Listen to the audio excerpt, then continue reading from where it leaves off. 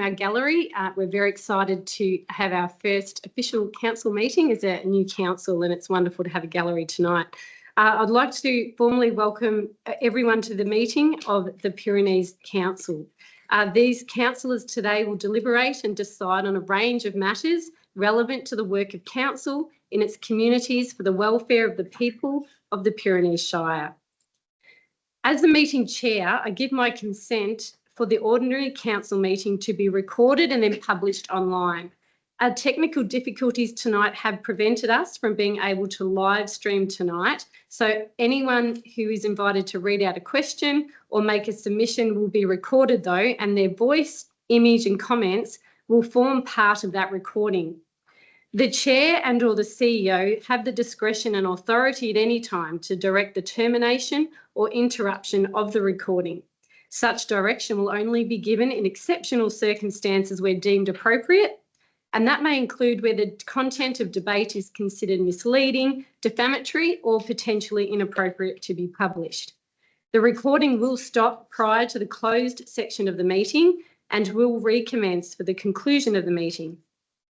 The public is able to view this recording via our website at www.pyrenees.vic.gov.au. I will now like to make the acknowledgement of country. We acknowledge the people, past and present, of the Wadawurrung, Dja Dja Wurrung, Eastern Ma and Watchabolic tribes whose land forms the Pyrenees Shire.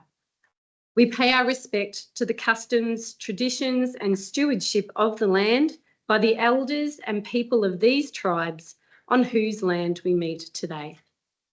That now brings us to apologies, and as we have all officers and councillors present, there are no apologies. I now move on to notice of disclosure of interest by councillors and officers. I do have one, and that is for planning permit application item 10.2.2, planning permit application PA 24040, 325 Warborough Talbot Road, Warborough Lot 2, the 2-lot subdivision. Any other disclosures of interest? And not being any more, we will move on to the confirmation of the previous minutes.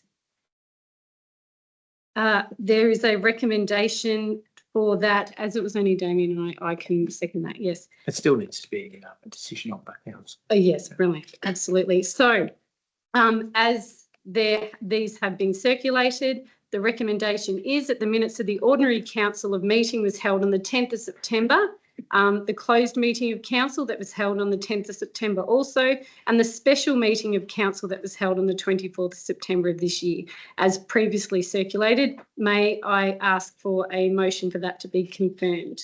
Thank you from Councillor Ferrari. I will second that, as I'm the only other one that would have had those circulated. And all those in favour for those to be moved, ask all councillors, that is then carried. That brings us up to item number 7, which is business arising. Now, there was no business arising. That's items taken on notice from the previous meeting that was held on the 10th of September 2024. So that now brings us to item number 8, which is public participation. Now, in light of our public participation, members of the community are encouraged to participate in public ordinary council meetings by asking questions or presenting a submission. And this can be done by attending in person or by submitting in writing prior to 12 noon on the day of the meeting, online through the council's website, by mail or hand delivered. If a question or submission is submitted in writing, this will be read by the chair during public participation, stating the person's name and township. Question time will be held first, followed by public submissions. 30 minutes is allowed for the total period of public participation. Time extensions may be allowed at the discretion of the chair, subject to the provisions of the governance rules.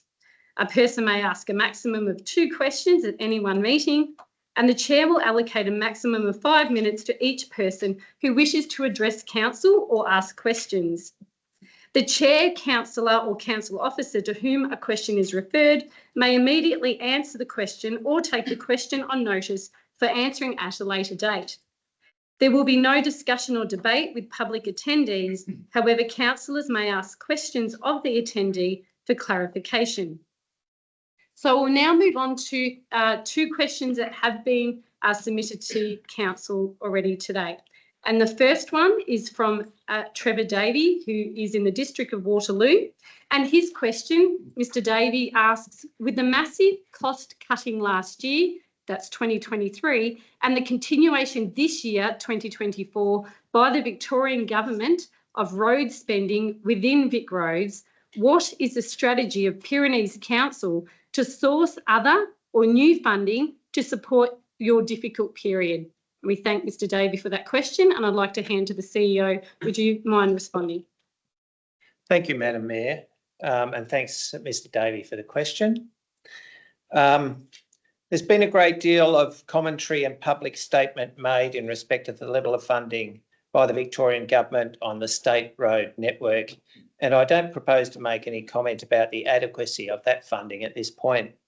However, Council regularly meets with Transport Victoria representatives, and we will continue to advocate for funding to ensure that the standard of road maintenance and renewal of the state-managed roads and assets is in line with the community expectation. In respect of local road network, for which Pyrenees Shire Council is responsible, the primary source of road funding the Council receives from government comes from the Commonwealth Government through programs such as the Financial Assistance Grants and the Roads Recovery Fund. Council partners with peak bodies such as the MAV and the Australian Local Government Association and Rural Councils Victoria in developing a case for continued and increased investment by the Commonwealth in local road funding. This is a critical part of Council's advocacy to the Commonwealth Government. The Victorian Government is also acutely aware of the need for additional road funding for rural councils, and the Victorian Government has recently initiated a Safer Local Roads Improvement Program to address road safety issues on the local road network, and Council is actively working with Transport Victoria and the local government sector to implement this program. Thank you, Mr. Nolan. Our next question comes from Natasha Carlisle from the District of Avoca, and her question is there any plan for development of the land that backs onto 238 High Street, Avoca? In the Avoca Framework and Main Street Plan, there is a proposed retirement village. However, no further planning that I can find. That's her first question. Would you like to respond to that or wait for this? Thank you. Thank you, Madam Mayor. And thank you, Ms. Carlisle, for the question. The Avoca Framework and Main Street Plan was developed and endorsed by Council in 2019. At that time, there was a private developer that had proposed a retirement village for the land in Avoca, generally on the vacant land that backs onto the properties in the vicinity of 238 High Street in Avoca, for which Council issued a planning permit. That development, however, has not occurred, and that planning permit has now lapsed. The property was recently placed on the market, and Council saw an opportunity to purchase the land and secure the site so that it could be appropriately developed into the future. Council's ownership of the land ensures that the land is not land banked and therefore sit vacant for many years, whilst there is a need for development in Avoca. While Council has secured the land, Council has not yet allocated funding for the planning for a future development of this site. That will be a matter for the newly elected Council to consider as part of the 2025-26 budget process. Thank you, Mr. Nolan. Thank you. And there is a following question from Ms. Carlisle. If there will be residential development of question one's land, will new roads be built? If so, will there be the opportunity for 238 High Street, Avoca, to have a rear access driveway? Should the funding be allocated through Council's budget process or funds be sourced through some other means, it would be appropriate to prepare a development plan for the whole of the site, including access to rear of the adjoining properties, and this would be subject to a planning permit and consultation process. Thank you, Mr. Nolan, and thank you for those questions. I will now open up to see if there were any other public questions people wanted to ask or submit. No, there is, sorry. There are other people here too. No, the floor is yours, George. Mr. Kirsanov, absolutely. George Kirsanos, resident of Beaufort, but I like to think a citizen of Pyrenees Shire. I preface my question by stating that I read with great interest the written material that all the councillors who've been successful and the ones who haven't been successful in making themselves available to their communities for election. Very interesting, very courageous, because you've put on the line those things that you think you can contribute to. And I wish you all well and congratulations on being selected. My question follows on from that. In most of the council meetings I've attended in the past, there's a section where councillors declare where they've been to members of the community or community organisations since the last meeting.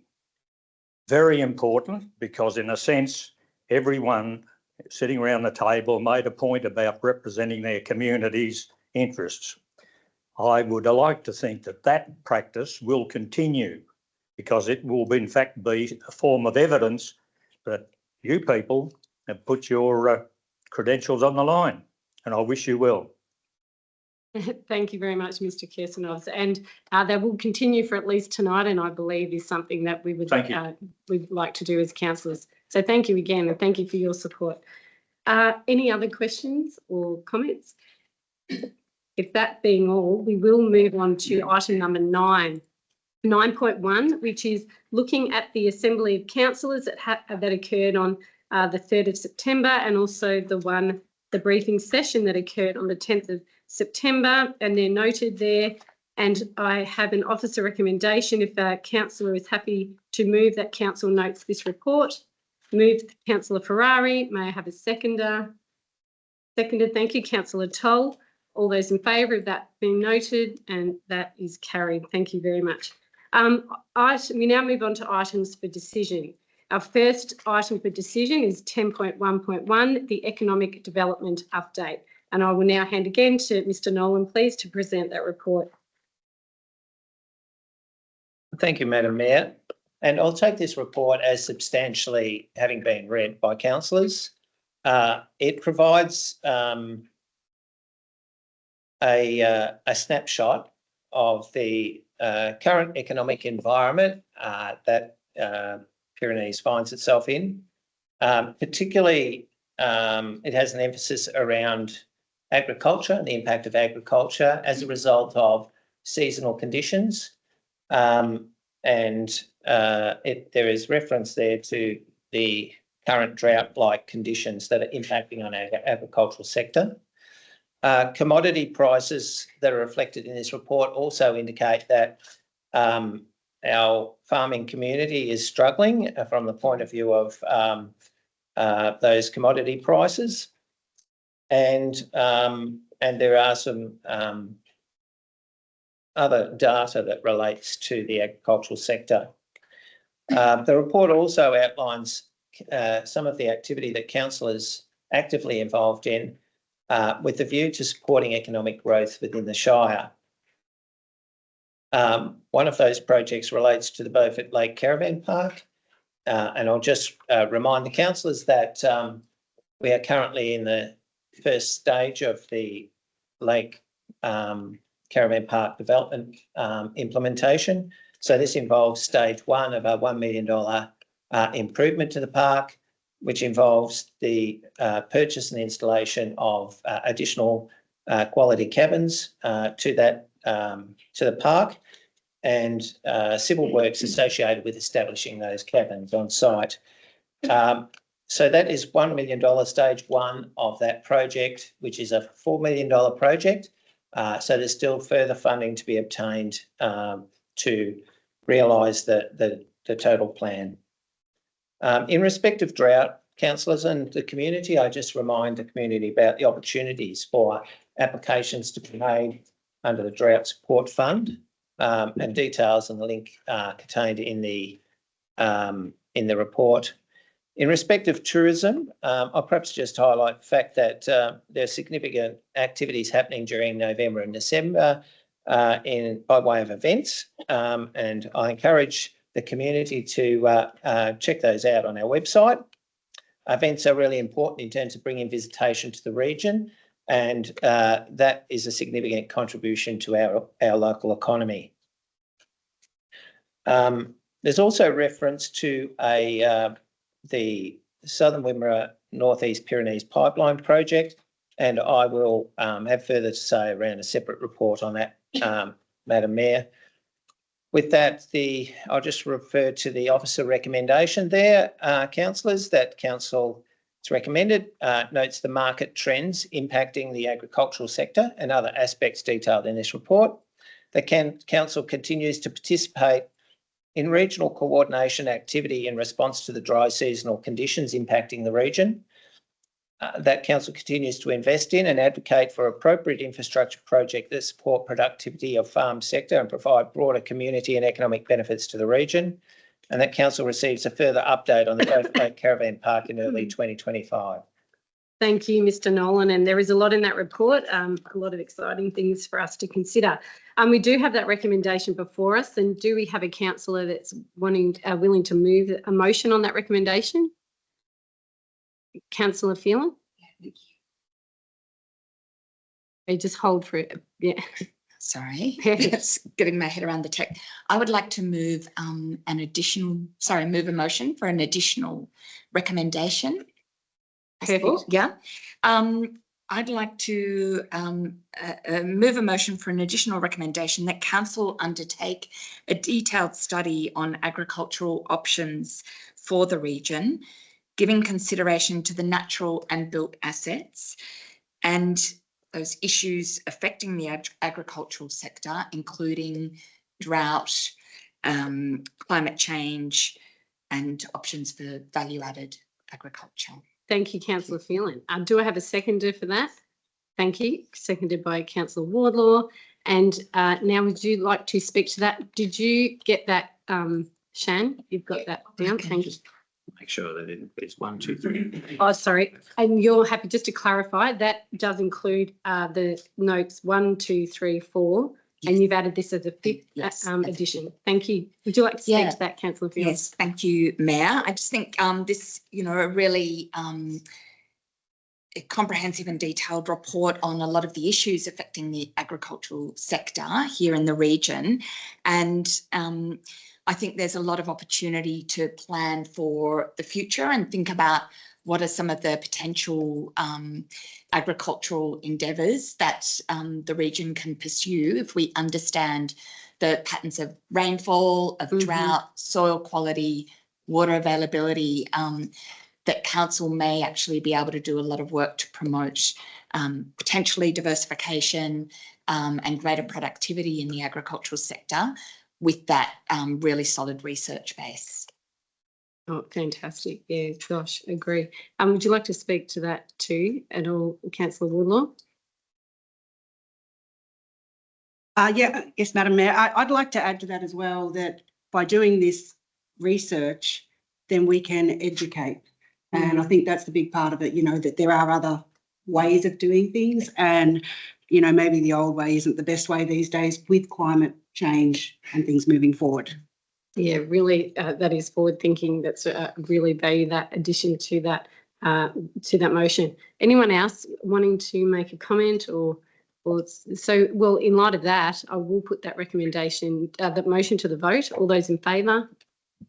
And that's unanimously carried. I think that is really forward thinking. Thank you, Councillor Phelan, to be able to use what we've got here, the evidence, and to be able to collate more so that we can really support our businesses and look forward to promoting the prosperity across the board through using those strategies.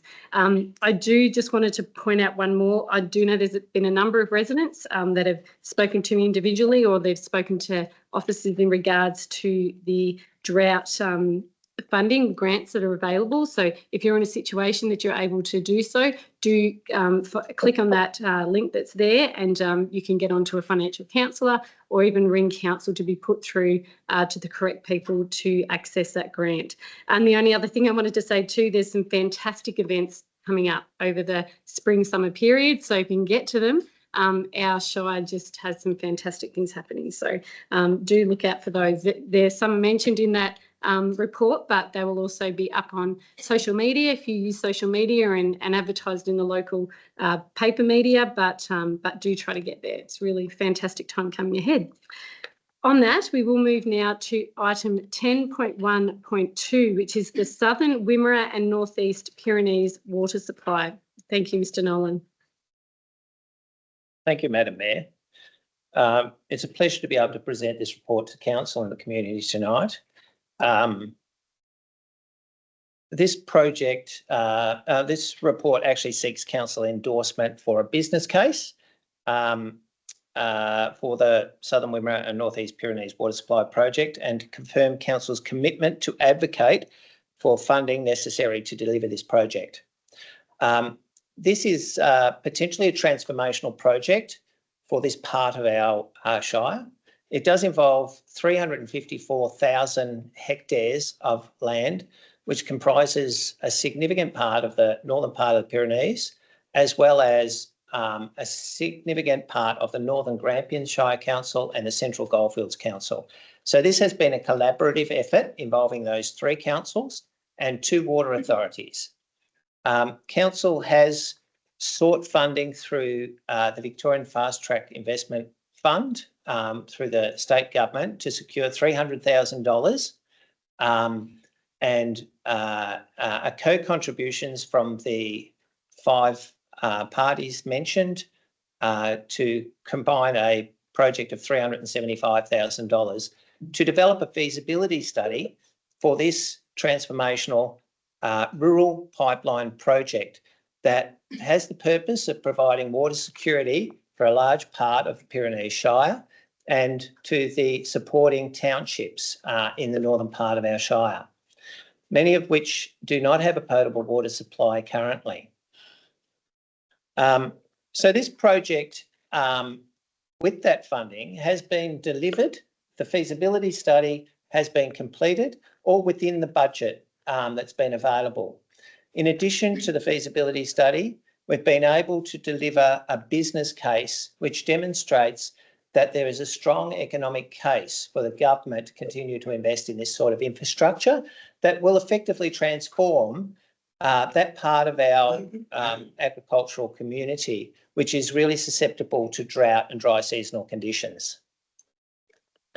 So I speak very strongly about this project, and I really encourage Council to get behind this project. Council made the choice to take the lead on this project because of the economic benefits to our community. We've certainly got strong partners that have come with us along the journey. Should there be investment into the future, this will be a project that will be led then by the relevant water authority. And in this case, it's Grampians Wimmera Mallee Water, who have a strong record in delivering rural pipelines into the Western Victoria. So we have good partners. There is a strong business case. We've completed the project that was required within the budget. There is still some funds available to value add to the work that's been done. And that work is currently underway in working with traditional owners to understand the cultural heritage impacts and opportunities associated with having a reliable water supply, which provides opportunities for partnerships with traditional owner groups to build a case for cultural water back into the landscape. So there are lots of opportunities to be had with this project, and Madam Mayor, it's a pleasure for me to be able to table this report tonight. I do like to acknowledge and thank the contributions from critical people involved in this. Certainly Mr Gowans was the chair of the steering committee. Ray Davies, as the Economic Development Manager, had ownership of the project, and certainly the work of the staff from Grampians, Wimmera and Mallee Water have been really instrumental in bringing this together. So, Madam Chair and councillors, I encourage you to endorse the draft business case, subject to any further alterations that might be necessary as a result of that traditional owner work, and that council advocates for funding of this project by the federal and state governments in partnership with any other project partners. Yeah, gosh. So we've got that recommendation before us. Do I have a councillor willing to move that motion? Thank you again, Councillor Phelan, and a seconder. Thanks, Councillor Wardlaw. Thank you very much. And yeah, what a transformational project. Well, I'll open up. Would you like to speak to that, Councillor Phelan? And just remembering the mic. Sorry, I just know sometimes it can be a little bit awkward. Yeah, perfect. Sorry. Yeah, just supporting what Mr. Nolan has already said. This would be transformational, particularly for regions at the north of the Shire and some of the smaller townships that have no reticulated water. Potential. It would lead to so many, potential opportunities in agriculture, in domestic areas as well. So great to have seen this work underway and a really strong business case. Thank you, Councillor Phelan. Very much second that. Councillor Wardlaw. Thank you, Madam Mayor. I'd like to add to that hopefully we can look into, there was some talk of maybe going a little bit further with some of it. There are a few areas that are a little bit out of reach, and hopefully through this process you can find a way to, include everyone that's in need, basically. Thank you. Yeah, well said, well said. Other comments or anything spotty? Again, transformational, and the amount of work that's gone into it. The investigation's actually going, it's quoted there, over 354,000 hectares. That's a huge project. So we thank Mr. Gowans, we thank everyone else that's been involved in that. But to know that we've got a steady case now to be able to move forward and support all our farmers and our communities in those areas who have been surviving with what they've got, but they deserve better, and to be able to do that is really exciting. So I'll put that motion to the vote. All those in favour? And that is again unanimously carried. Thank you. We now move on to item 10.1.3, and that's the Beaufort Linear Master Plan. And again, Mr. Nolan, over to you. Thank you, Madam Mayor. The purpose of this report is to present the draft master plan for the Beaufort Linear project for endorsement. So the report has been circulated to councillors. This project has been the subject of a grant that council was able to secure through its involvement in the Integrated Water Management Forum, which was an initiative of the state government. And through that project, council was able to nominate this as a project that would enable the growth and development of Beaufort. The project funding of $85,000 was co-contributed by council to the tune of $25,000, and to date this project's been delivered under budget. The preparation of the plan for this for the Garibaldi Creek, which is essentially a piece of land that runs from the Beaufort Lake north towards and adjoining the high school, the swimming pool. It involves the open space area adjoining the old Beaufort Primary School site, to Begg Street and beyond to the vacant land just south of the railway line. So it's a fairly significant sort of piece of land, public land within the Beaufort Township. And this plan provides a vision and an opportunity for that to be developed and to provide accessible paths for people to be able to use and enjoy that land. It has been subject to considerable community engagement, and I'm happy to say that that engagement has informed the outcome of this plan. And without necessarily sort of going into the details around the hydrological assessment and the various sort of flooding scenarios that are experienced in the Garibaldi Creek, I I'll just make reference to the fact that the total implementation cost of this project is in the order of $3 million. There is an avenue there for council to pursue funding through the state government for the various stages of this project. It is a long-term project. It's not expected that council is going to come up with the money to fund this, but unless you've actually got a plan, you really have difficulty in securing state and Commonwealth funding to invest in the development of our townships. And so what this does is actually provides a plan for that area to be developed and an opportunity for council to advocate for state investment in the township of Beaufort. So, Madam Mayor, I'll consider that the rest of the report having been read, and I recommend that council endorses the Beaufort Linear Master Plan and actively seeks funding opportunities to deliver construction of the Beaufort Linear Park as external sources of funding become available over a proposed 10-year period. Again, thank you, and lots of elements to that report. May I ask for a councillor to move that? Thank you, Councillor Ferrari, and someone to second that motion. Councillor Toll, thank you. I'll hand straight to you, Councillor Ferrari. Would you like to speak? Thank you, Madam Mayor.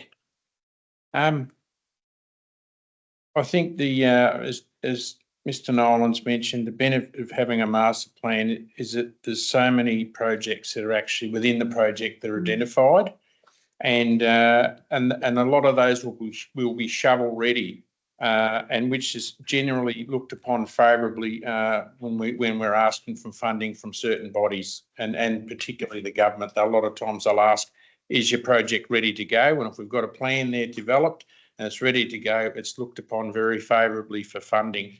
So that's really important. I think it's also the residents of Beaufort will particularly know the area that it's covered within this project, it's ready for development, and for a variety of reasons, but none the least, it'll provide that vital link and connection of the township to other really important areas within Beaufort and around Beaufort. So it's a really, really important piece of work. Thank you. Oh, gosh. I really agree with that vital link. I think it's just incredible. Councillor Toll, would you like to speak to this? Thanks, Madam Mayor. I think it's terrific that the Shire's addressed a situation that we've got to make a plan to move forward. Without a plan, we've got no direction. So we can implement this, we can seek funding and develop something. People know if they're moving to Beaufort, this is what's going to happen, and really encourage the work that's been done by all the council staff. Thank you, Councillor Toll. Any other councillors like to speak to that? Again, I just second what both my fellow councillors have said, and thank you, Mr. Nolan. Again, a lot of work that's gone into this, but as Councillor Ferrari said, it's when we have these plans ready, master plans ready, that we can access that funding when needed, whether it's part or the full project. So really thankful for that. Also really keen again to second Councillor Toll, the community engagement. It was deliberative engagement to be able to find out exactly what they needed and be able to work on that. So we thank the community that's been involved in this project as well. It's really pertinent to be able to meet the needs of the community where and when that needs to happen. And I just did want to just quote from page 23 there. You know, part of our community vision is that our vision is for inclusive, happy and healthy connected communities that create sustainable and welcoming townships, natural environments and rural areas, and this is meeting that. So very exciting, and we thank you again. I put that motion now to the vote. All those in favour, and again carried. Thank you very much for that. That brings us to item number 10.2.1, which is the planning and development update for November 2024. And now, Mr. Gowans, thank you. Would you present that report? Thank you, Madam Mayor. This report was prepared to give the council a summary of activities within the Planning and Development Department for the period from July to September this year. Look, I'll take the report as substantially read. There's a lot of information in the report that provides the activities of that particular department. Just one thing that I'd like to call out is that the planning department council received a grant from the Regional Planning Hub to prepare a municipal bushfire plan for the municipality. This plan is a key piece of work in determining and managing risks and will assist in the implementation of strategic work program and preparation of future township planning. I'll just put forward the recommendation to council. The officer recommendation is that council notes the information and endorses activity contained in this report. Thank you, Mr. Gowan. So with that recommendation before us, have I got a councillor, thank you, willing to move a motion on that? Thank you, Councillor Ferrari. Seconded, Councillor Phelan. Councillor Ferrari, would you like to speak to that at all? That's true. Councillor Phelan, would you like to? Any other councillors? No, but just before we do vote, it is important to note, I hope that it doesn't have to be, they don't have to implement that bushfire plan too rapidly this season, or but thankful that we do have one. So there's lots that's happened in this last month, but thank you to all the team that's worked on that as well. So I'll put that to the vote. All those in favour? And again, that's carried. Thank you. That now brings us to item 10.2.2, which is a planning permit application. I will vacate the chair due to a conflict of interest and hand over to the CEO whilst I'm out of the room. You might shut the door. Thank you. Councillors, I invite you to nominate a temporary chair. Let's Move the planning chair. Are you happy to do that? Councillor Ferrari, please take the chair.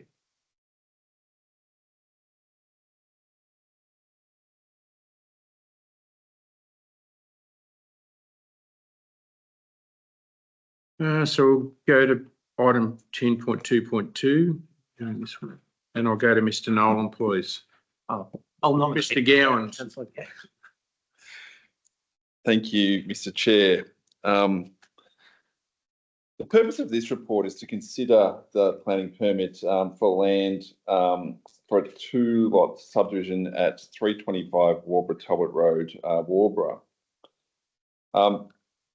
The application has been assessed against relevant provisions of the planning scheme, and the officer recommendation is the application be refused.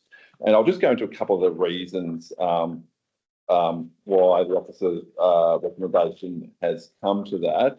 And mainly it's because the Pyrenees planning scheme discourages the creation of small rural residential lots in productive agricultural areas, which have the potential to impact on the continuation of agriculture. And there's a whole range of policy that supports that particular position. And therefore, that's, all the detail of that report is before you, council, and I'll just reiterate that the officer recommendation is that council consider to refuse to grant a permit. Have a recommendation. Would anyone like to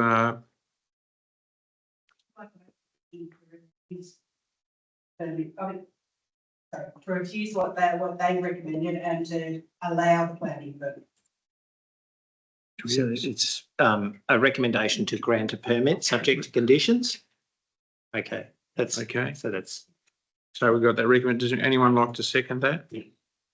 And it's just a clarification about What appropriate conditions. Yeah. And, yeah. So just in relation to that, can we just get some clarification about what the appropriate conditions you think might be applicable?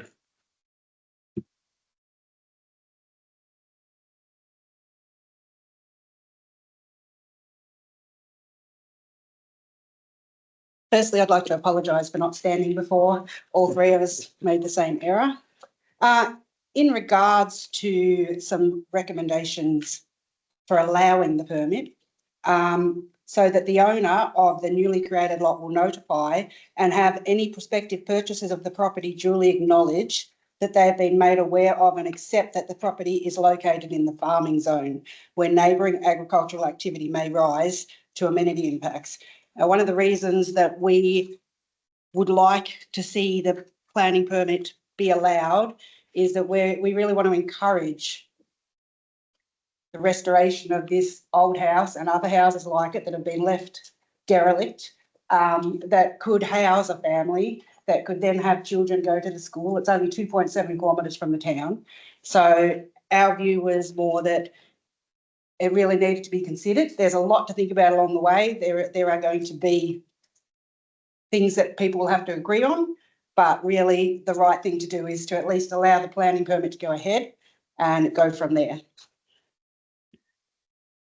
Thank you. Simon, Councillor Toll. Thank you. Look, I'm fairly encouraged that we've been able to grant this planning permit against council recommendations. Throughout the election campaign period, we're hearing that planning's taking too slow, we're getting hamstrung, we're getting all these things happening. We've made a positive move today to let something through that's not detrimental to the society. It's actually building a better community. Will encourage people into the community, bring their families, to support local businesses. I just think it's a positive move forward. Thank you. Anyone else like to discuss anything? Councillor Fiona? Thank you, and apologies for not standing earlier as well. There are, of course, so many considerations, and we deeply appreciate that there's a lot of regulation involved in planning, but I think there was a strong view, and again, echoing what we'd heard from a lot of residents and ratepayers through the campaign, was there needs to be a balance and a really proactive council that is considering the needs of the broader community, and not focusing perhaps exclusively or solely on some regulatory issues, that we can also look at proactively supporting increased housing, really minimal reduction of agricultural area, and potentially diversification of agriculture on some of the smaller lots. Thank you. I think it's also worth noting that a significant amount of work goes into these reports, and the officers have put in a significant amount of work. So, as discussed, it's not about not supporting the officers, but I think it goes back to what Mr. Kirsanov said earlier at the start of the meeting about we've listened to the community about what they've said, and this is one of the things that they said about planning, and so we will see some changes, I think, which will be good for the community, and it'll be good for people wanting to come and make a purchase or build or whatever, or submit an application in the Pyrenees. So with that, we've got just clarify that that council grants a permit subject to appropriate conditions as circulated. Yeah. So just clarifying, are we? So it's about whether, in fact, it's about clarity about what is moved. So it's about the council grant a permit subject for the development subject to appropriate conditions as circulated, or to be determined. Okay. Okay. So now that we've got that recommendation clarified, I'll put that to the vote. All those in favour? Thank you. It's passed.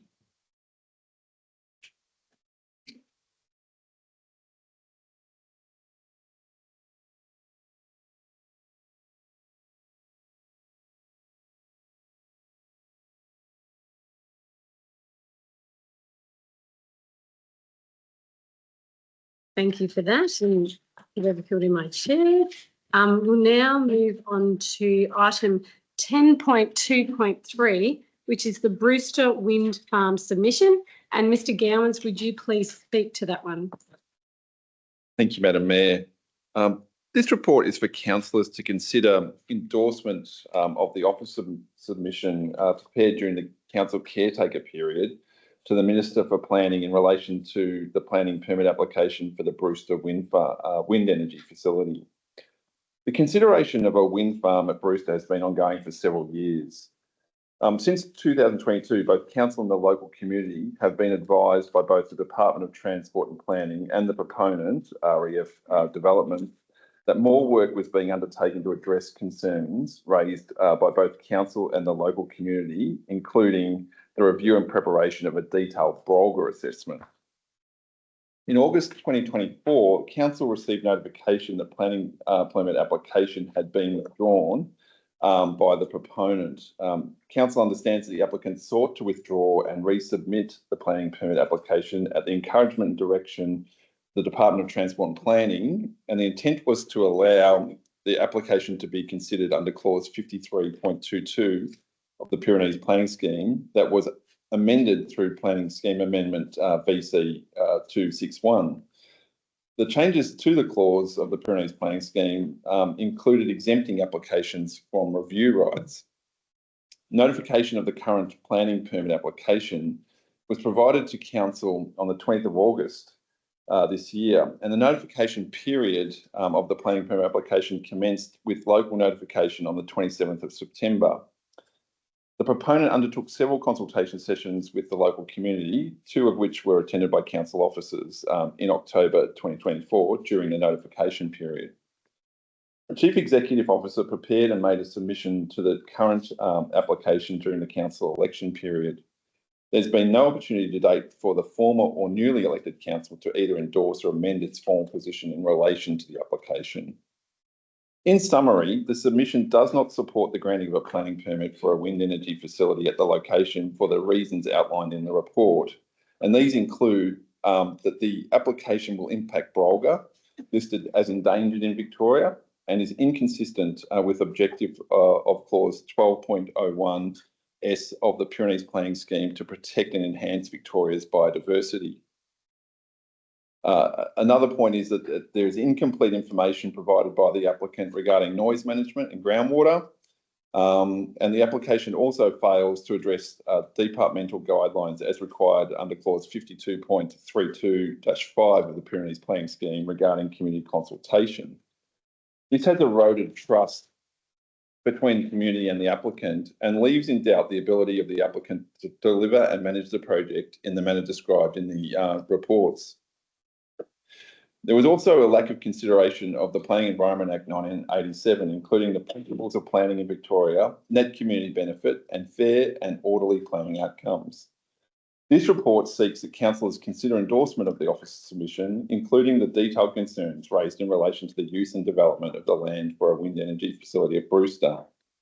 Therefore, it's the officer's recommendation that council endorses the submission to the Minister for Planning in relation to planning permit application PA 2403106 in relation to the use and development of the land for a wind energy facility at Brewster, also known as the Brewster Wind Farm. Thank you, Mr. Gowans. Do I have a councillor, please, willing to move that motion? Thank you. Councillor Ferrari, a seconder. Councillor Toll, thank you. I'll hand over to you first, Councillor Ferrari. Thank you, Madam Mayor.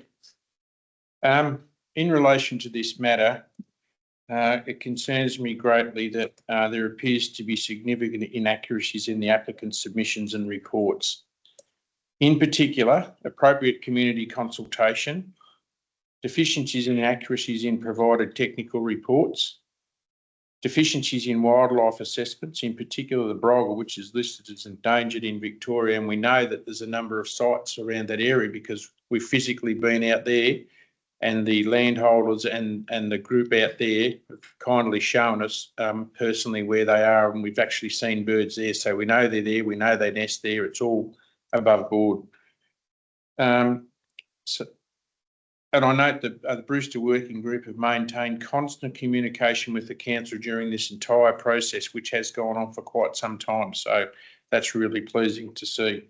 So I'm therefore happy to endorse a recommendation provided by the council to not support the planning application. Thank you, Councillor Ferrari. Councillor Toll, would you like to speak to that? Any other councillors? I would definitely like to second what Councillor Ferrari has said, and it's been an incredibly a lengthy time and an incredibly frustrating process. particularly for those residents that are being affected by this. And as previous councillors, Councillor Ferrari and I have had the advantage of being able to see firsthand the evidence that residents have been able to show us and speak to us about lack of community consultation, particularly about Brolga that are there. It's incredible. There's video footage, there's incredible recording that we are, again, flabbergasted to understand why that hasn't been part of the submission from the proponents. So it's incredibly important that we put this submission there. The decision does lie with the minister, but that won't stop us advocating as strongly as we can for that community that deserve that, and they deserve to have that information put out there. So we thank you for that. We thank the residents again for the hard work that they're doing to protect a beautiful part of our Shire and to make sure that the right process is followed. So in light of that, I will put that motion to the vote. All those in favour? And again, unanimously carried. Thank you. That brings us to item 10.2.4, which is the Maloney Road Condition Report. And again, thank you, Mr. Gowans. Will you speak to that report? Thank you, Madam Mayor. The purpose of this report is to obtain council endorsement for the Maloney Asset Management Systems methodology and forecasting in relation to undertaking road and bridge condition surveys. This report is quite a technical report, so I won't go into all the technical detail, and I will take the report as generally read. However, it's worth pointing out a couple of key points. Council receives reports on council's roads and bridge condition every 3 to 4 years, and has most recently received a draft road condition report completed in September 2024. There was also a report presented in the same month addressing the assessment of bridges, and it found that the 158 bridges in the Shire were assessed to be in good to fair condition. However, the report did state that there needed to be a continued investment in the order of $450,000 plus per year to ensure that bridges don't decline in condition. Road assets in this report were found to be in very good to excellent overall condition from a renewal perspective. The report found that there was improvement since the last survey for sealed and unsealed road pavements, although the report states a slight decline in the condition of sealed surfaces, and the overall condition remains in excellent condition with extremely low levels of poor condition assets. And I do take the point to both councillors and the community that even though technically the report's saying that the overall road condition is in good condition from a renewal perspective, we also are very aware that community satisfaction with the condition of roads has been declining over the years, and so there is a mismatch between what the technical reports say and what the community's satisfaction with roads are. So there's a fair bit of work for council to continue to monitor and look at strategies on how that might be improved over time.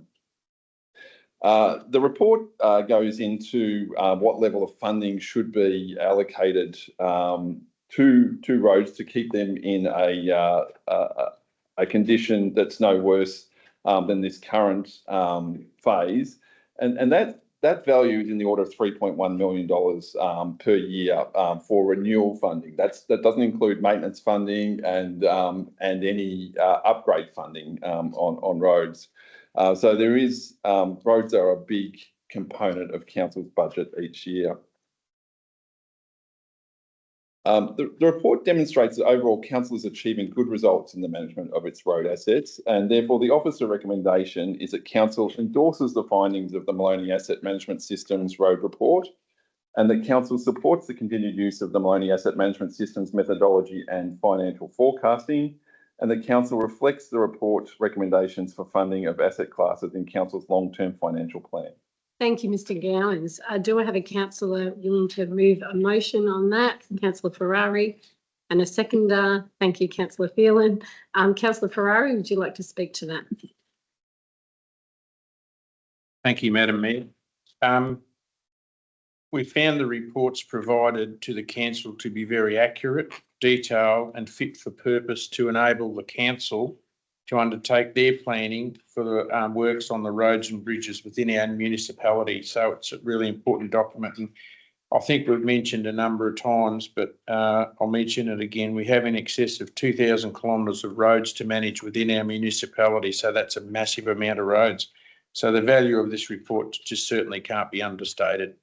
Thank you. Thank you. Second that, Councillor Ferrari. Councillor Phelan, would you like to speak to that? Yeah, thank you, Mayor. I'd just like to add as well that I think it's really interesting for council to have and to look at consecutive reports by the Maloney Group to maybe consider some kind of preventative work in anticipation of road deterioration, knowing that there are some real trouble spots identified through the report. Thank you. Thank you, Councillor Phelan. Are any other councillors would like to speak to that?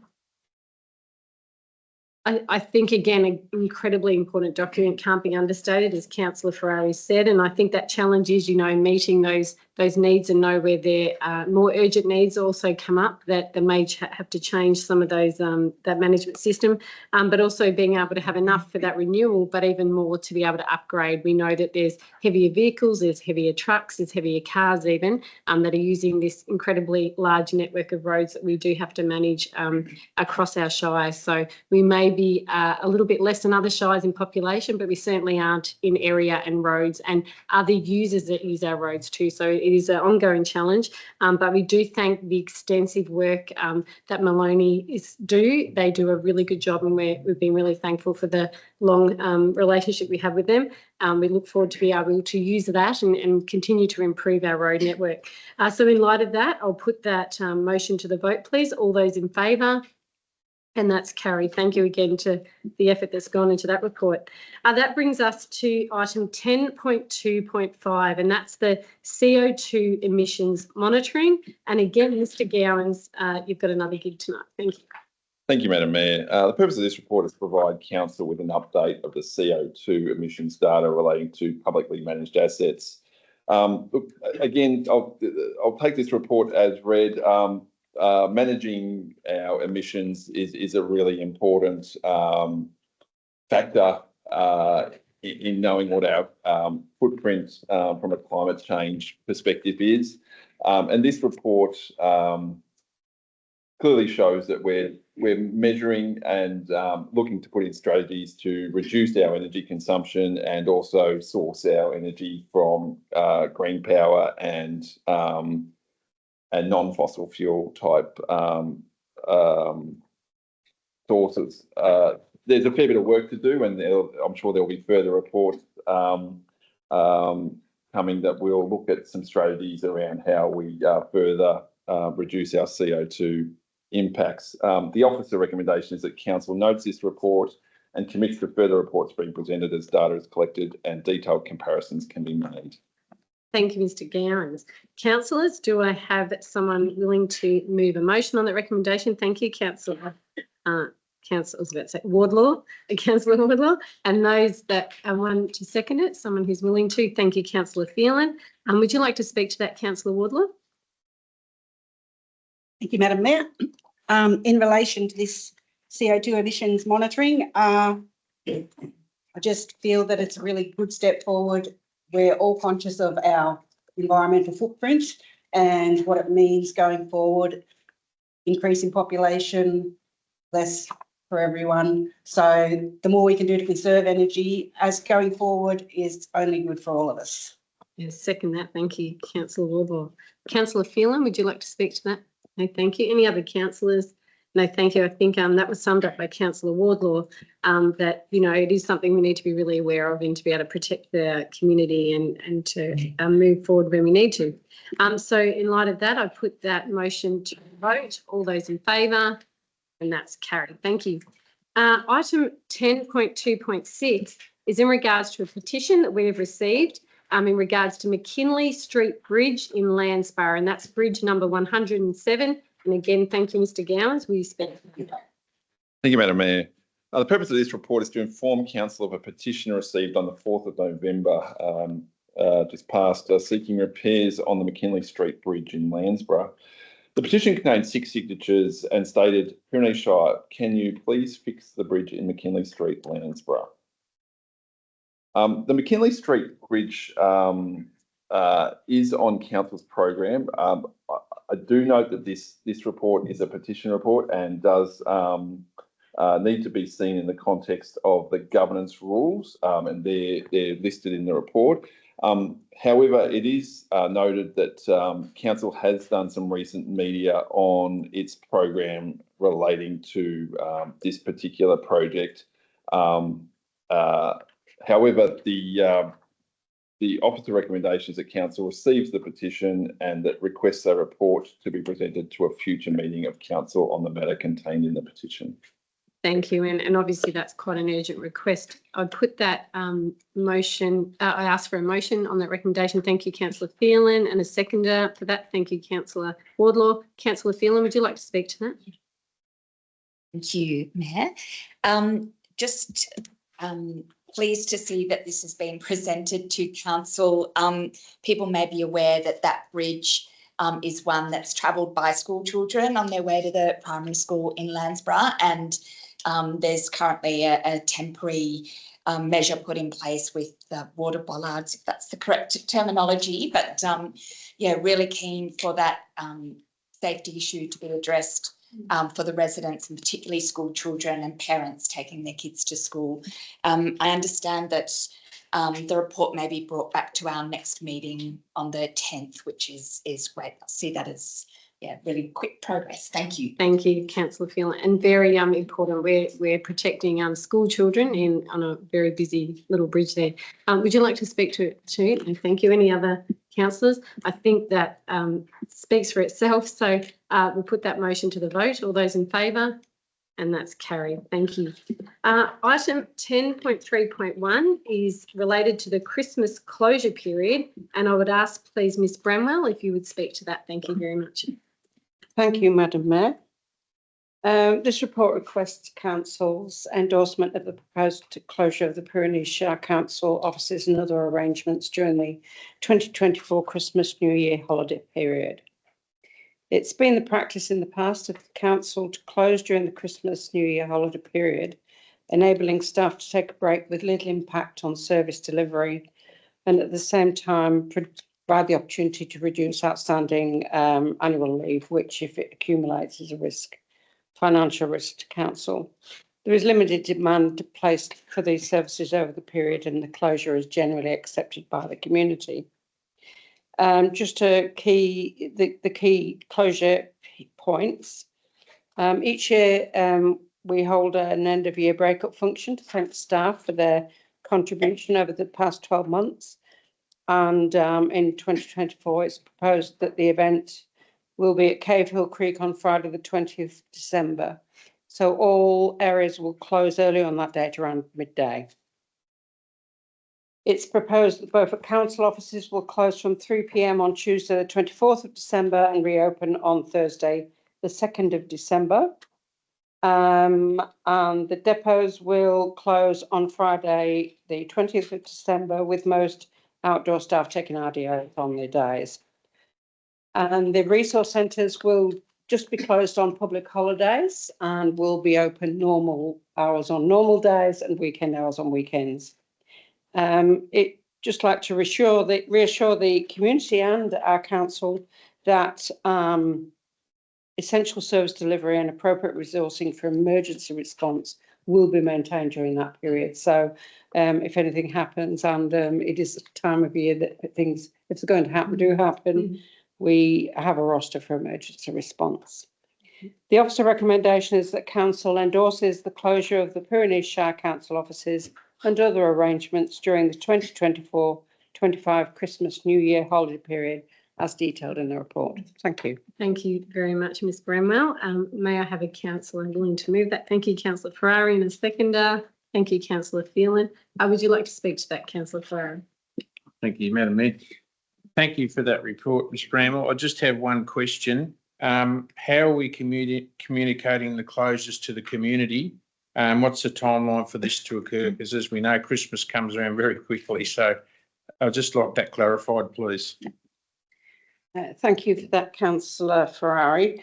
We normally communicate via our weekly media reports, and we also put notices up well in advance of. So as soon as this report is endorsed by council, we start advertising the fact that we'll be closed and when.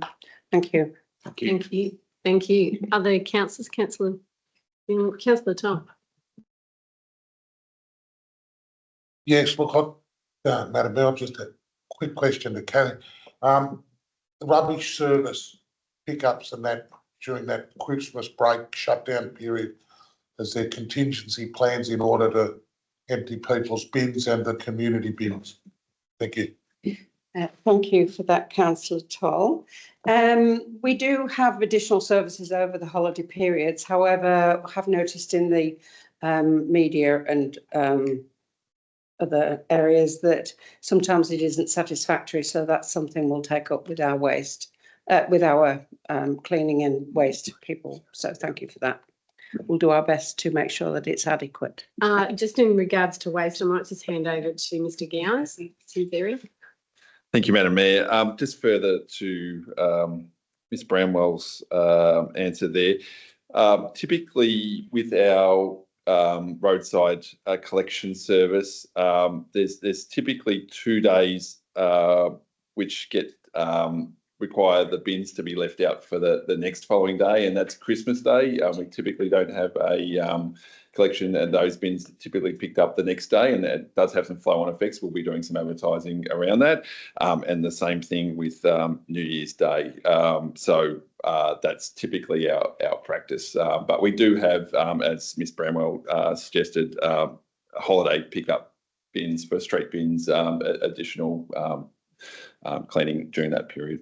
Thank you for ensuring that's happening. So that's great. Any other councillors that would like to speak to that?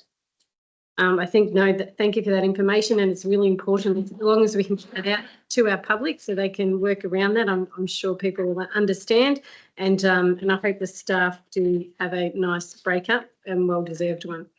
So we'll put that to the vote. Thank you. All those in favour? And that is carried. Thank you.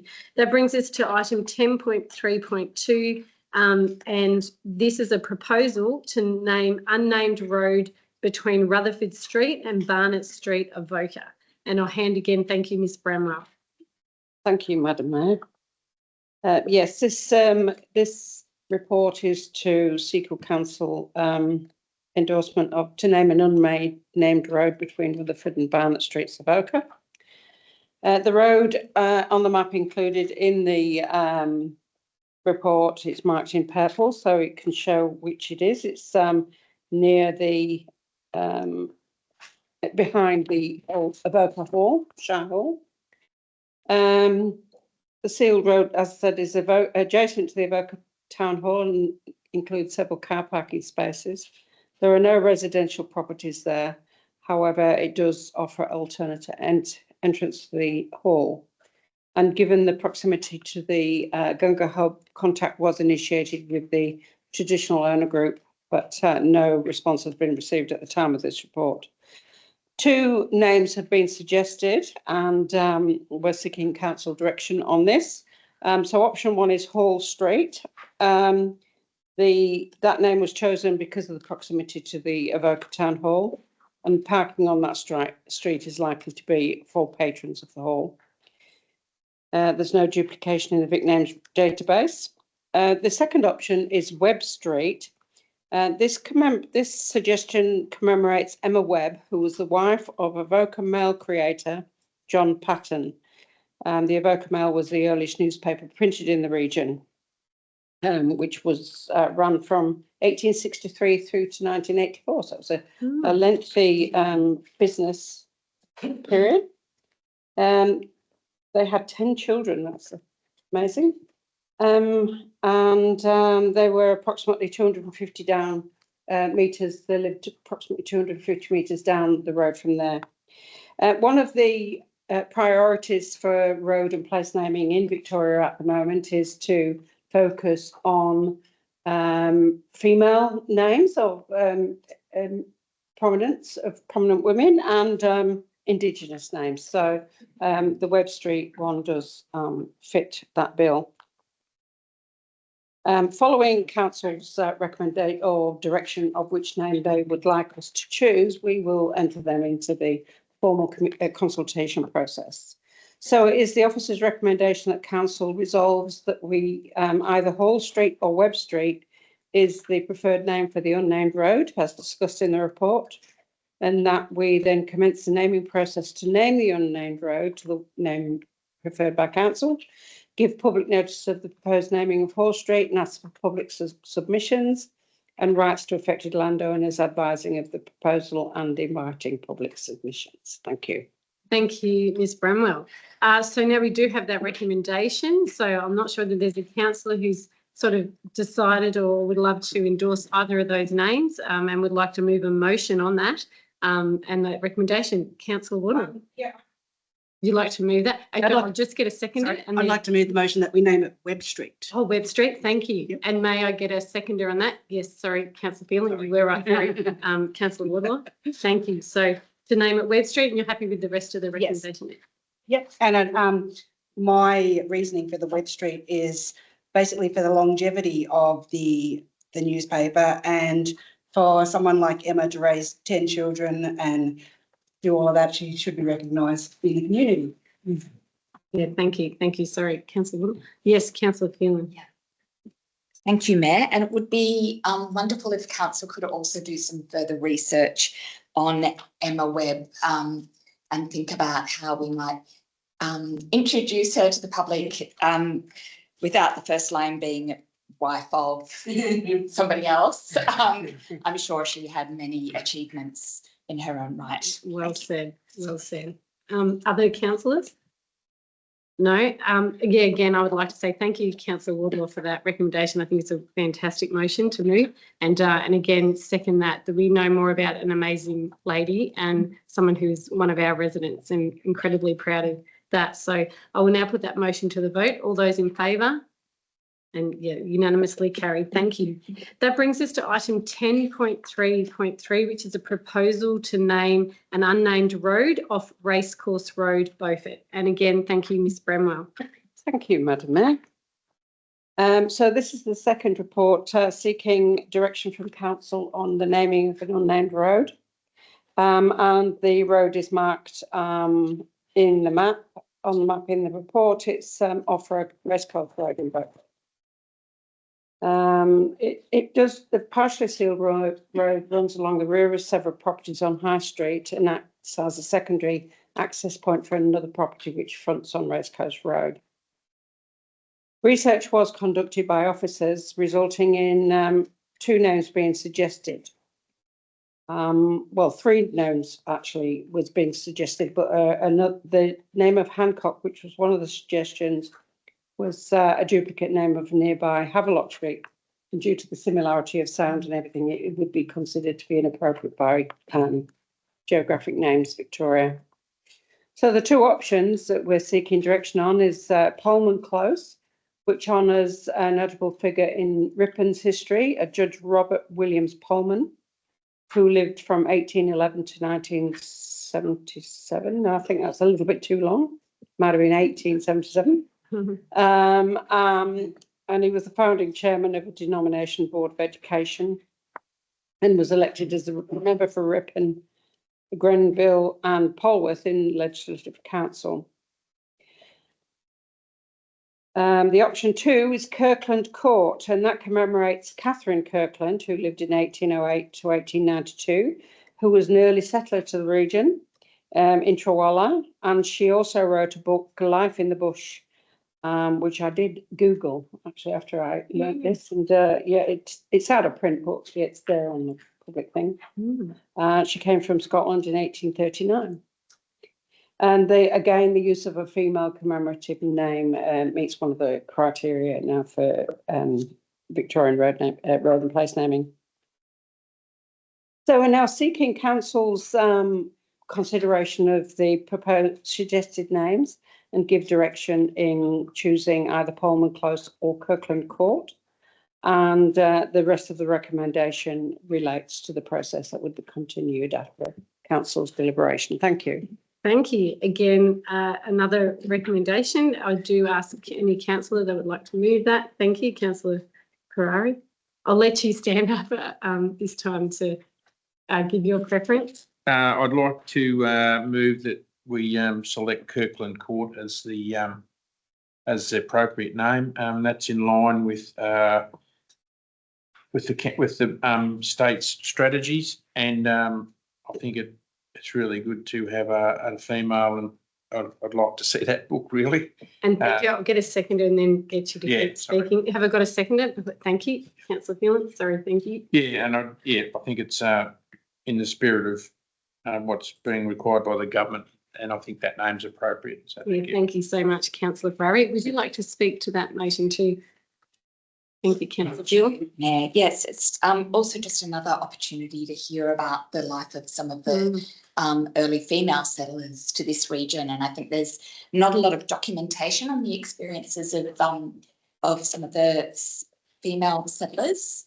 So it would be good if we could, maybe get hold of a Life in the Bush or read digital copy. Read that. Thank you. No, thank you, Councillor Phelan. Any other councillors that would like to speak?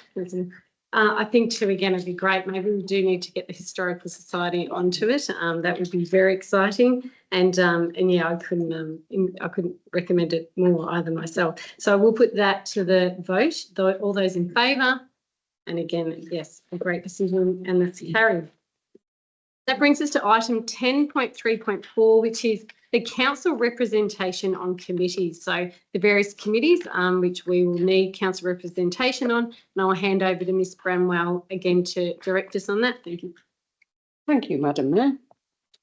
Council is requested to determine the allocation of councillors to the various committees that we are associated with, and the council is associated with for this forthcoming year.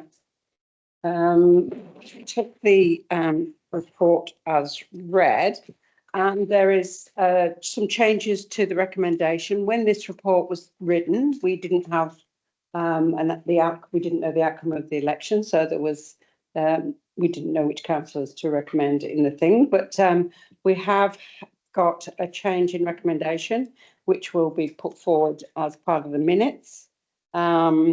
Two changes to the one that I circulated earlier. For the MEMPC, the Municipal Emergency Management Planning Committee, that is just now Councillor Ferrari. And the Lexington Community Hub, my apologies, Councillor Toll, I misread the boundary between Ursula Doon and Cameron, so that councillor recommendation is Councillor Toll. Thank you. Thank you. Well, with that recommendation in front of us, and councillors, you've all managed to be able to see the changes that have been made on that. I will now ask a councillor that's happy to move a motion on that. Councillor Phelan, thank you. And the seconder, Councillor Toll. Would you like to speak to that, Councillor Phelan? Yeah, thank you, Mayor, for the opportunity. Some really great committees there, I think, which are connecting us at different levels across the region with state government and with the communities. And I'd just like to note as well that, of course, this isn't our only connection to community. And one of the members of the audience commented earlier that we made some big commitments in our election campaigns, and in addition to representation that we may have here, I know that I've also made a commitment to have bi-monthly meetings with community members. So I did just want to add that it's more than what we have on these. Thank you, Councillor Phelan, and an important commitment there. So I know your community will value that. Councillor Toll, would you like to speak to it? Any other councillors? It is quite procedural at this stage, but it is really important to note that we do really want to get out there. We want to be part of your community organisations and to help you. And when we can be there at the meetings, we can know more intimately where your needs are and where we can support you as council. So very exciting to be part of that. I know we're all very excited to take on some new roles there too and understand where we can support you more greatly there. So I will now and I'll thank Mr. Kirstenov again to George for your commenting on that too, because we are I know I speak on behalf of all my fellow councillors, very keen to be as representative as we can in all areas. So I'll put that to the vote now, all those in favour, and that's carried. Thank you very much. That brings us to item 10.3.5. Which is the Q1 2024 to 25 financial report. And again, thank you, Ms. Bramwell. Thank you, Madam Mayor. So I will take this report as read, but the purpose is to provide an update on the financial report performance for the first quarter of the financial year. Just like to make one comment is that September is very early in the financial the year for financial reporting to give a really true indication of how the year will turn out. But we have attempted to. Thank you. Oh, sorry. The recommendation is that Council receives and notes the financial performance report for the first quarter of the financial year and the projected forecasts for the year. Thank you. Thank you, Ms. Bramwell, and thank you for the effort that has gone into it, even to be able to provide that at the end of September. I will now ask a councillor that's willing to move that. Thank you, Councillor Ferrari, and a seconder, Councillor Toll. Thank you. Councillor Ferrari, would you like to speak to it? No. Thank you. Any other councillors? Councillor Toll? No, and thank you. So I'll put that to the vote. All those in favour of receiving that report, that motion, thank you, and that is carried. That brings us to 10.3.7, which is council policies. And again, sorry, Ms. Bramwell, thank you again for presenting that report. Thank you, Madam Mayor. This is to seek council adoption of two new policies, the council confidentiality policy and councillor social media policy. Changes to regulation, recent changes to regulation and the Local Government Act have created an expectation that councils will put in place these policies. And we were very fortunate in being able to access some templates from the Victorian Local Governance Association in support of this.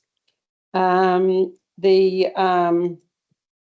council social media policy is guidance is provided to really avoid breaching the councillor code of conduct and to act consistently with social media and communications in this regard.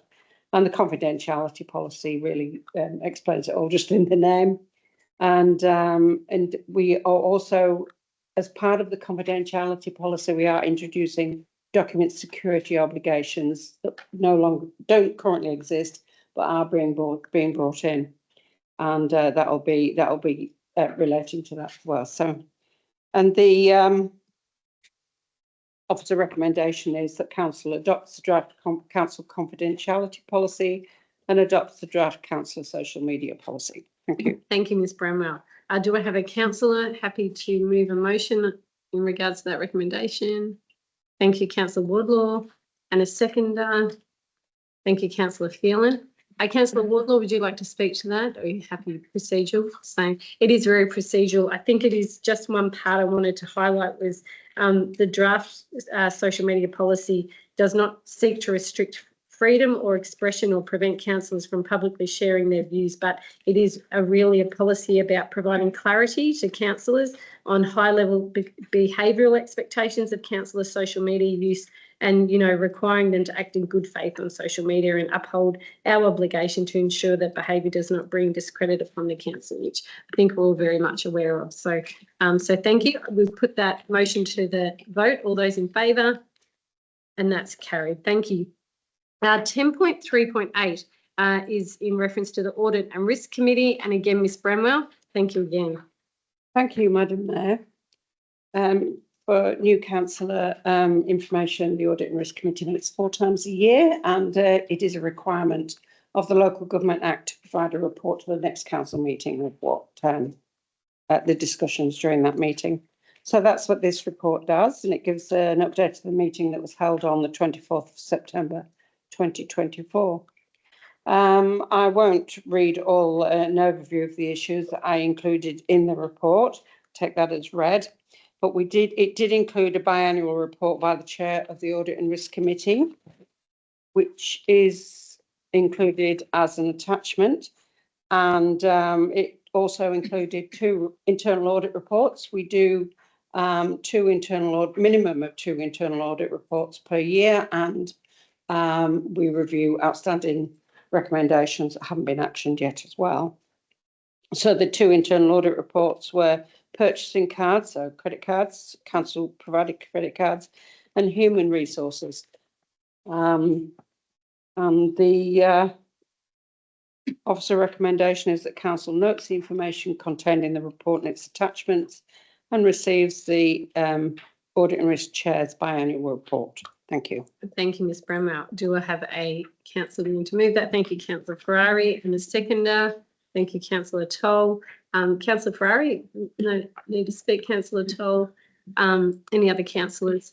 I'll just make mention of that. Our Audit and Risk Committee, an incredibly important function it has for our council, and excited. I know there's some new people looking at becoming part of that. So that'll be very exciting for councillors and Councillor Wardlaw, and being able to continually to regulate and ensure that things are operating the way they should. And as the report has outlined, any concerns and issues that have come up through that committee. So I'll put that to the vote. All those in favour of noting the report and receiving the report, and that is carried. That now brings us to item 11, which is our councillor reports and general business. Excuse me. May I ask Councillor Ferrari, would you mind going first tonight? Thank you, Madam Mayor.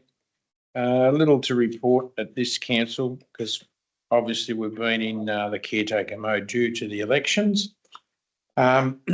But what I would like to do is congratulate Tanya on being elected the mayor, and I look forward to supporting her throughout the year. So well done and congratulations. I'd also like to welcome the 3 new councillors and congratulate them on their respective elections. And I also look forward to working with them and supporting them along the way. And I think we've got some exciting times ahead. So that's all for me. Thank you. That's wonderful. Thank you, Councillor Ferrari. Councillor Toll, thank you. And we're sorry, sort of hold for a second. Yeah, technology. Right, thanks, Madam Mayor. Not much to report after a week into it. Just like to thank the returning councillors for being so welcoming, and the executive staff and the council staff for just being so supportive in that first week. I have been to one function this last week, and it was a drag bingo at the Springs Hotel. It was an interesting night, but there's a group of ladies over there, young ladies in the community, that are endeavouring to raise $250,000 to build a new playground for the recreation hub. They're going really well, and it's just great to see the younger generation coming through with some endeavour and drive to do that and improve our community and help. So yeah, it's been an exciting week, and we're just looking forward to the next journey and where it takes us. So it's exciting. Thank you. Thank you, Councillor Toll. Councillor Wardlaw, would you like to give your report? I'd like to agree with Councillor Toll with what he just said. Thank you to the staff and the CEO and everyone for being so welcoming and for giving all our silly questions. And we've had so many questions, but it's been a really great learning curve.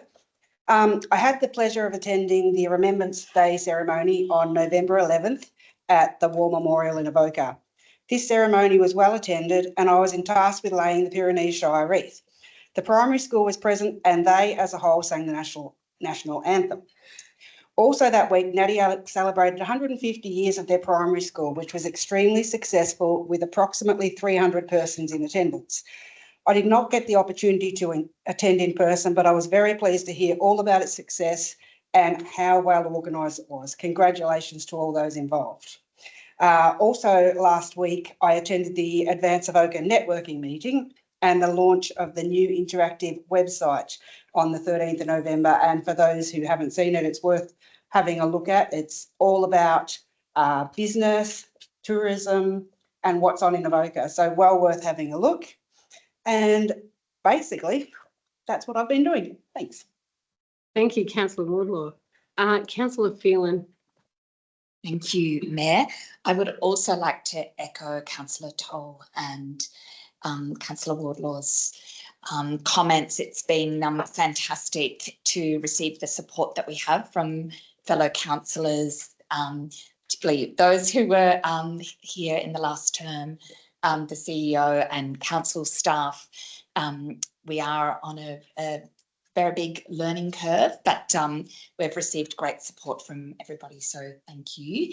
And it is very promising to see how everyone's working together after a very short time. So I think, yeah, we will see lots of positive change for the Shire.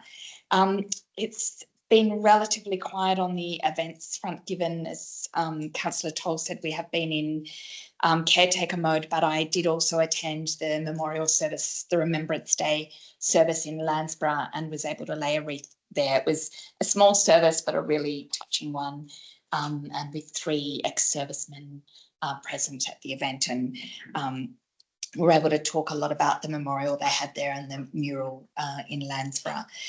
And of course, it's not something I attended in person, but I did make a significant economic contribution to the Pyrenees winery spring sale that they had on over the. That was well put, very well put, councillor.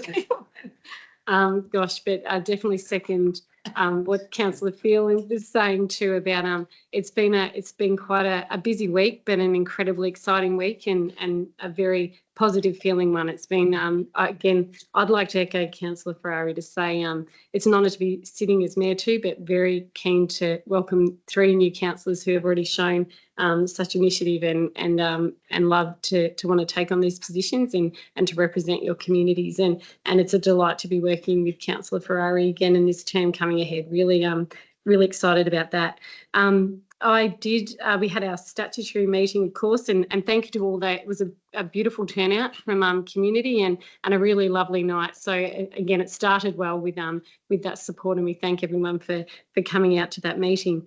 On Friday, I was very honoured to open the Beaufort Show art show, and my gosh, every year that I see the work, it's outstanding, but even more so than ever, it was incredible. And it was an incredibly touching evening because a very well-loved and incredibly community-minded resident was remembered. Rod Reed was remembered with a beautiful plaque, and the art shed will now be very affectionately continue to be known, but very formally known as Rod's Shed. So that was an incredibly beautiful part of the evening.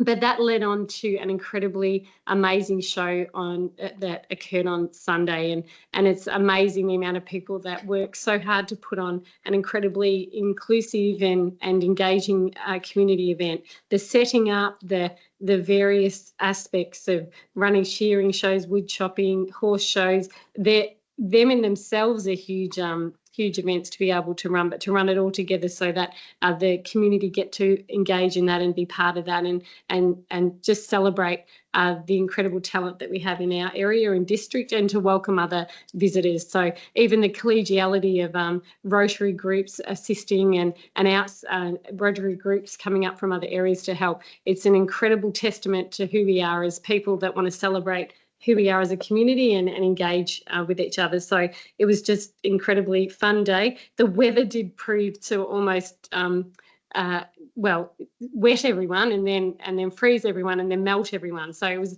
a little bit of a mix. I was on the barbecue for a couple of hours and we were sort of overheating. The next minute we had an ice blast and we were all trying to go for the back cook the sausages rather than stand at the front with the money. But it was a really incredible day, so really good. Another fantastic event that I was able to attend on Saturday was the launch of, speaking of hotels, was the Snake Valley Royal Hotel, the history book that an amazing local lady, Joan Wilson, wrote in support of the Snake Valley Historical Society. An incredibly good document. I had it in the car and forgot to bring it in, but it just shows the effort that goes into to preserve preserve the incredible history that we have. We've had 2 instances tonight that we're recognising amazing people that are part of our history. Well, this recognises, again, many people that have economically contributed to the hotel business in Snake Valley. And for me, it was a great honour. My great-great-grandmother, I got that right,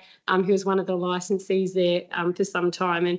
And so some fun little stories in that, but an incredible attribute to the Snake Valley Historical Society, as all our historical societies do continue to do that. So for me, yeah, it's already been a busy week, but again, I echo, just so excited for this term ahead, excited for the community members that support us and engage us and need us to work with them.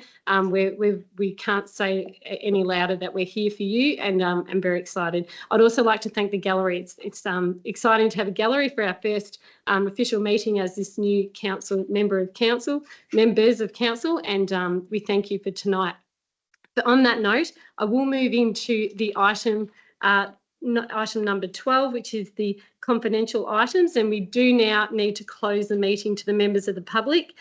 So we thank you for being here, but we will come back and report online on those meeting notes. But we thank you, gallery, for being here tonight. And sorry, may I have someone move into close, council? Thank you, Councillor Ferrari, and a seconder. Thank you, Councillor Phelan. And all those in favour? Perfect. Thank you.